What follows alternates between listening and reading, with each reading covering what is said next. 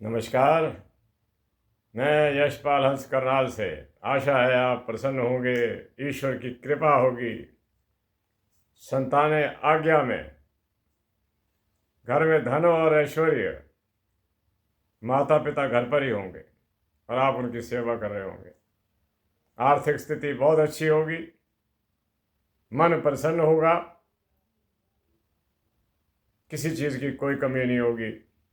मैंने कल काफ़ी लंबी चर्चा करी आपसे और कई उपाय आपको बताए, विशेष रूप से संतानों के प्रति।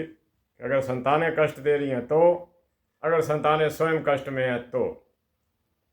और मैंने कल आपसे एक विशेष बात भी करी थी कि जिस व्यक्ति को जीवन में एक बार आजमा लेना, बस बहुत है।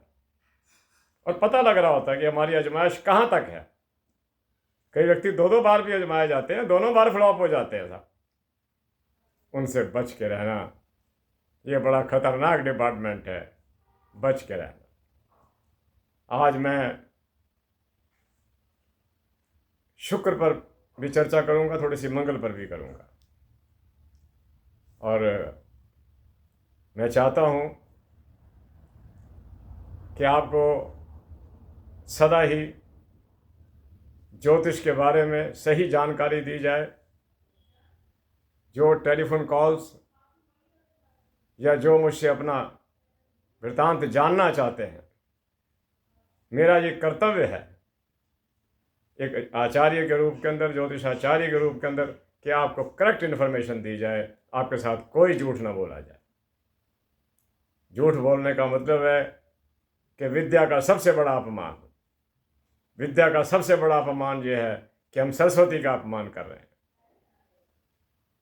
वो ज़माना भी मैंने देखा है जब लोग विद्या की कसम नहीं खाते थे। हम जब छोटे बच्चे होते थे तो किसी मित्र को झूठ बोलता देखते थे, हम कहते थे खा विद्या की कसम। वो विद्या की कसम नहीं खाता था, यानी कि इतना विश्वास था विद्या पर। और मैं आपको आश्वासन देता हूं कि आपको जीवन में कभी कोई गलत बात नहीं बताई जाएगी। जो कुंडली का दर्पण होगा वही आपको बताया जाएगा, क्योंकि ईश्वर का सिद्धांत है कि कुंडली में कई बातें बहुत अच्छी निकलती हैं, कुछ खराब भी होती हैं। हमने उसको तुलनात्मक दृष्टि से देखना होता है कि इसमें बुरा ज़्यादा है या अच्छा ज़्यादा है, इसका समय कब खराब आ रहा है, कब ठीक आ रहा है, ये बताना हमारा कर्तव्य होता है। और ईश्वर करे कि आज मैं इस बात का दृढ़ संकल्प लेता हूँ। आज मेरी आयु पूरे 75 वर्ष हो गई है। 5 दिसंबर, कल 6 दिसंबर को मैं 76वें वर्ष में प्रवेश कर रहा हूँ। और अपने इस 75वें जन्म दिवस पर प्रभु को साक्षी, माता को साक्षी कि ज्योतिष के प्रति, कथावाचकी के प्रति, लेखन के प्रति, अपने हर कर्तव्य के प्रति मैं निष्ठावान रहूँगा। आप तक हर सूचना ठीक मिलनी चाहिए। आपका कोई फ़ोन आए, आपका कोई व्हाट्सएप मैसेज आए और हम उस पर ये सोच कर बैठ जाएं कि ये यजमान नहीं, मैं कम से कम मैं आपको ग्राहक नहीं समझ सकता। आप हमारे आदरणीय यजमान हैं और आदरणीय ही रहेंगे। और बहुत सारे दोस्तों ने, बहुत सारे सब्सक्राइबर्स ने, व्यूअर्स ने मुझे अग्रिम तौर पर जन्मदिन की मुबारक भी दी है। मैं उनका भी हाथ जोड़कर नमस्कार करता हूँ। कुछ तो हमारे ही नगर के हैं जो फेसबुक पर भी मेरे साथ हैं, उनको तो वैसे ही पता लगता रहता है। और आप ये देखिए कि मेरी कितना छोटा काल है आपके साथ, कितना छोटा समय से मैं आपके साथ हूँ। पिछले साल मैंने जन्मदिन के लिए YouTube पर कोई बात नहीं करी, क्योंकि मैं आया ही नहीं। मैं तब कभी कभी आ जाता था, कोई वीडियो बना दी, लेकिन मैंने गंभीरता से लिया इसको 7 अप्रैल से, जहाँ तक मुझे याद आ रहा है। मार्च नहीं था उस वक्त, अप्रैल था या मार्च का एंड था।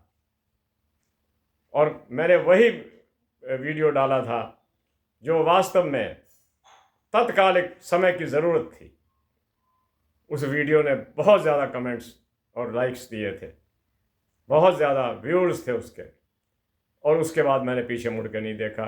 ये पहला अवसर है कि आज अपने जन्मदिन के अवसर पर 75वां साल हो गया, कल 76वां शुरू हो जाएगा। मैं आपसे हाथ जोड़कर प्रार्थना करता हूँ कि मेरे से कभी आशा ना रखना कि मैं ज्योतिष के प्रति कभी भी कोई ऐसी बात करूँगा जो आपकी आशाओं और अपेक्षाओं के विरोध में खड़ी होती है। खैर, हो गया। मैं आपसे सद्भावनाएं भी लेने आया था, शुभकामनाएं भी लेने आया था, और बहुत लोगों की शुभकामनाएं आई भी हैं। मैं सबका धन्यवादी हूँ। थोड़ा जीवन रह गया, बहुत सारा तो कट गया। नाव है, चल रही है, किस वक्त लग जाए उसमें कोई अफसोस भी नहीं है। जीवन है तो उसको ठीक। आज मैं आपको शुक्र पर कुछ बताना चाहता हूँ। मैंने कल भी बताया था, शुक्र सुंदरता का ग्रह है। मैं आपको इससे पहले एक और बात क्यों ना बता दूं कि जो ग्रह वक्री हो जाता है वो अपने प्रभाव से विपरीत हो जाता है। चंद्रमा वक्री नहीं होता, सूर्य वक्री नहीं होता, मंगल वक्री होता है। अगर मंगल वक्री हो जाए कुंडली के अंदर तो ये व्यक्ति को शक्तिशाली बनाने की अपेक्षा कमजोर बना देगा। उसकी जो टैलेंट होता है उसका, व्यक्ति का, उसको किसी और ही तरफ ले जाएगा। हर चीज से डरता रहेगा, घबराता रहेगा। मंगल वक्री है। और कई बार कुंडलियां देखने का योग जो मौका मिलता है तो देखते हैं कि कुंडली सारी बड़ी अच्छी है, लेकिन 2 प्लैनेट ऊपर से वक्री आ रहे हैं, ये वक्री हो गए हैं और नीचे से मार्गी जा रहा है। कर्तरी योग पैदा कर गया। ये योग कर्तरी है साहब। कर्तरी हिंदी में, संस्कृत में कैंची को कहते हैं। चारों कट गए, यानी कि 4 ग्रह कटे तो कई घरों पर उसका प्रभाव पड़ा। मैं आज आपको यही चीज़ बताना चाहता था कि अगर आपकी कुंडली के अंदर शुक्र कमज़ोर है और आप अपने आप को दुर्बल महसूस करते हैं कि आपका नाड़ी तंत्र कमज़ोर है, आपके जिसका प्रभाव आपके ग्रस्त जीवन पर पड़ रहा है, तो आप चावल का दान कीजिए और वस्त्रों का दान कीजिए। ये तो ज्योतिष की बातें हैं, लेकिन आप अपना ट्रीटमेंट ज़रूर करना, क्योंकि बीमारियों को जब हम लटकाते जाते हैं ना, आज कल दिखाते हैं, करते हैं, नहीं। अगर आपको किसी दिन महसूस हो गया कि नहीं, मैं इस क्षेत्र में असफल हो रहा हूँ, अपनी सफलता के लिए नहीं, अपने जीवन के लिए और अपने जीवन को प्रसन्न रखने के लिए चिकित्सक की शरण में चले जाना। मैंने कल भी कहा था कि ज़रूरत होती है कभी डॉक्टरों की, कभी वकीलों की, कभी एस्ट्रोलॉजर्स की, कभी हमें मिस्त्री चाहिए, कभी हमें प्लम्बर चाहिए, कभी हमें इलेक्ट्रीशियन चाहिए। हर एक की अपनी ज़रूरत है, और मैं हर एक ज़रूरत ऐसे व्यक्ति को जो अपनी कुछ इंपॉर्टेंस रखता है उसको मैं खुल कर कह रहा हूँ कि भाई ईमानदारी बरतना। बेईमानी का क्या है? बेईमानी हमारे क्षेत्र में नहीं होनी चाहिए, हमारे जीवन में नहीं होनी चाहिए, इसका फल भुगतना पड़ता है। तो प्यारे बंधुओं, अगर आपका शुक्र कमज़ोर है और आप कहीं महसूस करते हैं कि शुक्र लगन में अगर वक्री होकर बैठा हुआ है, अस्त फिर भी चल जाएगा, इस बात के लिए वक्री हो जाए तो ये व्यक्ति की सुंदरता को छीन लेता है। खैर, मैं आपको कई बार कहा करता हूँ ना कि सुंदरता में और पर्सनैलिटी में बड़ा फर्क है। कईयों को भगवान ऐसी पर्सनैलिटी दे देता है, वो सुंदर नहीं भी होते लेकिन कमाल के लगते हैं। हमारे एक अजीज आते रहते थे मेरे पास, अब तो नहीं आते। वो कहीं जैसे अपना कई बार अस्तित्व आदमी से छुपा रहता है, तो उन्होंने जो ये रोल करते हैं इसका फिल्म इंडस्ट्री में नहीं, जैसे इसका वो आपने देखा होगा कि सीन आते हैं कई बार जिसमें कोई आदमी व्यक्ति रोल कर रहा होता है, वो कर रहे हैं, कामयाब हैं अपने उसके अंदर, और ये विश्वास समझिएगा उसका शुक्र बड़ा मजबूत होगा। शुक्र फिल्म इंडस्ट्री का मालिक है। ये व्यक्ति को तो इसका मैं उपचार बता रहा था आपको। अगर आपको शुक्र अस्त है, चावल का दान कीजिए और डॉक्टरों को दिखाकर टॉनिक्स जो लेने हैं वो लीजिएगा। मैं आपसे बता रहा था कि शुक्र कमज़ोर है तो किसी धार्मिक स्थल पर पंखा लगवा देना, कंप्यूटर ये अपना गर्मियों में कूलर दे देना। और मैं कहा करता हूँ अक्सर आपसे कि लगन में बैठा हुआ शुक्र अगर अच्छी स्थिति के अंदर है तो व्यक्ति को गजब की पर्सनैलिटी दे देगा। अगर उसकी स्थिति ठीक है तो वो he will be A renowned person. और अगर कहीं अच्छी स्थिति में कहीं यानी कि मीन राशि में बैठ जाए, उच्च का हो जाए, या अपने घर का वृक्ष का और वृक्ष तुला का ज़्यादा अच्छा है में बैठ जाए, तो ये अपने घर का होकर व्यक्ति को रियली आउटस्टैंडिंग कर देता। और दूसरे भाव में अगर शुक्र बैठा हो, दूसरे भाव का शुक्र अगर शत्रु क्षेत्र में बैठ जाए, मंगल के घर में शुक्र बैठा है, बड़ा तंग करता, कोई मेल नहीं है आपस में, ऐसा व्यक्ति भौंडे मजाक करना जिसको सुनकर कोई भी आदमी दूसरा त्रस्त हो जाएगा, ऐसी स्थिति के अंदर उसकी वार्तालाप के अंदर डेली त्रुटियां होंगी, झूठ जैसे होते हैं, एक्सपर्ट इन लाइज। चतुर्थ में देखिए, चतुर्थ में शुक्र बैठा हुआ हो, जितना ज्यादा वो मित्र क्षेत्रों में होगा जो अच्छी डिग्रियां सही डिग्रियां लेकर बैठा होगा, उतना व्यक्ति के चरित्र पर आक्षेप हो जाएगा, क्योंकि ये प्लेनेट इसी चीज का है, ये भोगों का, विलासों का, लग्जरी का, इन्हीं चीजों का मालिक।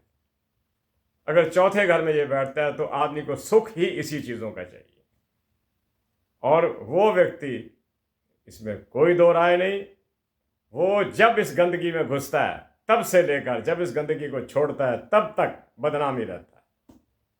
लेकिन पांचवें घर का शुक्र अगर सही स्थिति में आ जाए, व्यक्ति को दार्शनिक बना सकता है, वो दर्शन शास्त्र की बातें करेगा, वो हर काम को जल्दी करेगा, निपटाओ इस काम को। छठे में बैठ जाए, छठे में बैठा हुआ व्यक्ति, ऐसा व्यक्ति कामी होगा, क्योंकि ये पत्नी स्थान से यानी कि स्त्री स्थान से द्वादश में आ रहा है। ये चीज़ तो प्रमाणित करता है कि ऐसे व्यक्ति के पास धन हो सकता है, वैभव हो सकता है, सुख हो सकते हैं, लेकिन ऐसे आदमी के पास जो है वो प्रेम प्रसंगों की कोई कमी नहीं रहेगी। छठे भाव का यानी कि 4 कॉलम ही ऐसे हैं, ये चतुर्थ भाव, पंचम भाव और छठा भाव, जहाँ शुक्र बैठ जाए तो इसने अपना वो कामों को रोल अदा कर देना। आगे मैं कह रहा था कि छठे घर में बैठा हुआ शुक्र व्यक्ति को यूरिनरी, पेशाब की तकलीफें देता है।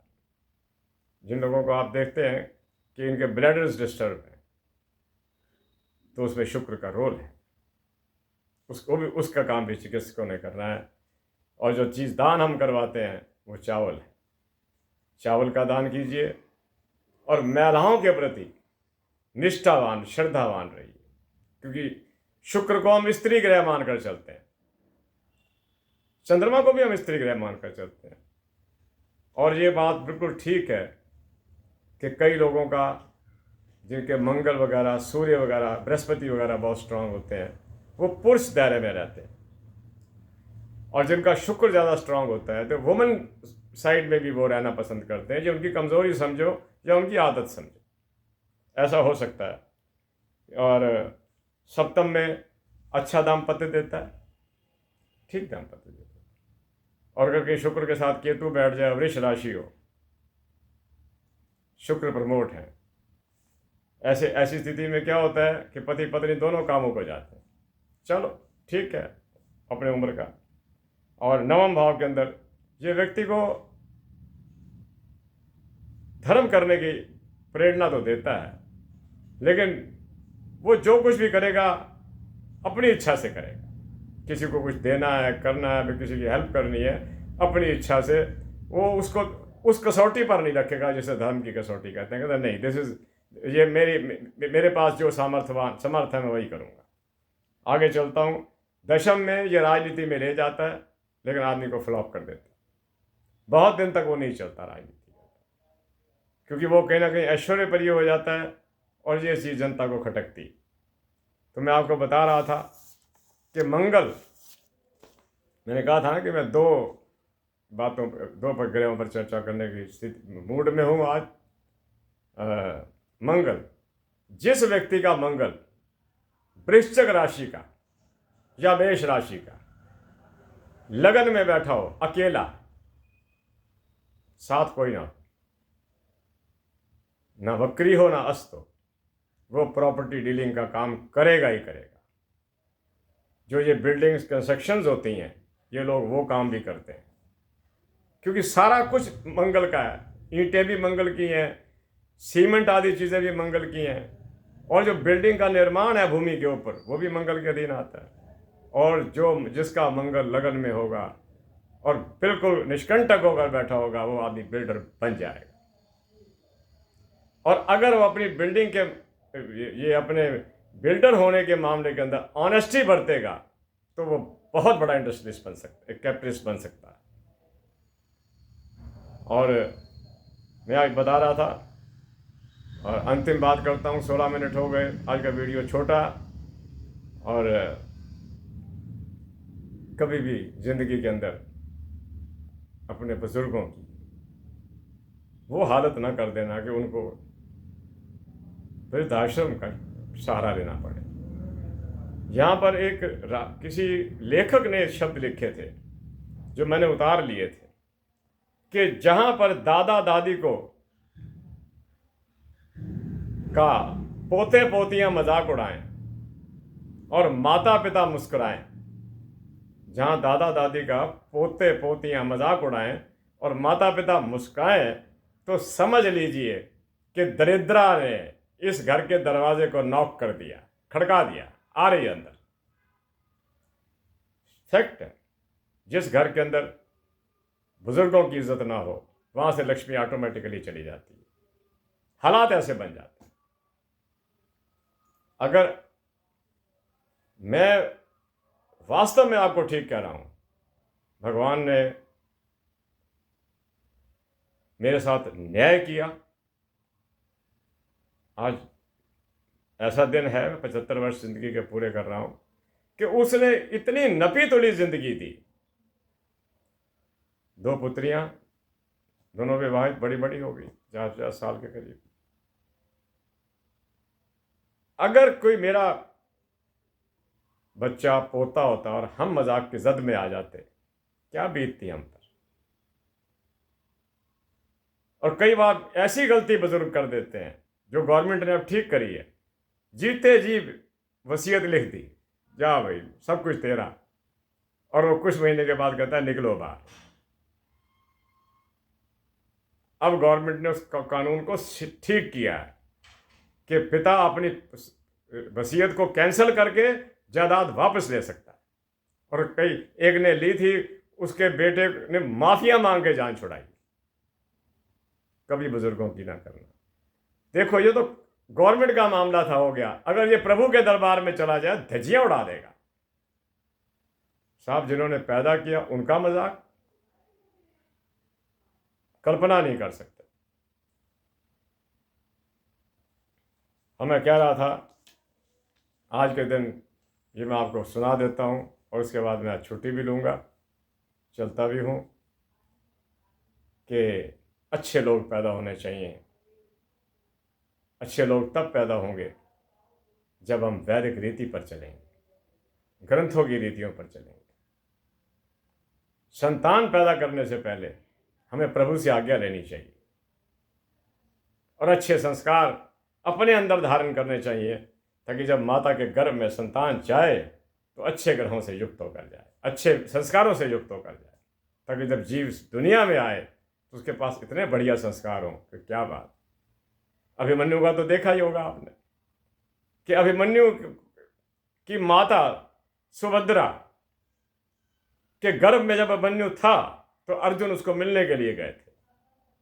सुभद्रा जी भगवान कृष्ण की सगी बहन थी, जीजा साला लगते थे, सगी बहन थी। और अर्जुन उसको चक्रव्यूह समझाने गए थे। अब क्यों समझाने गए? एक महिला को एक योद्धा क्यों समझाने गया?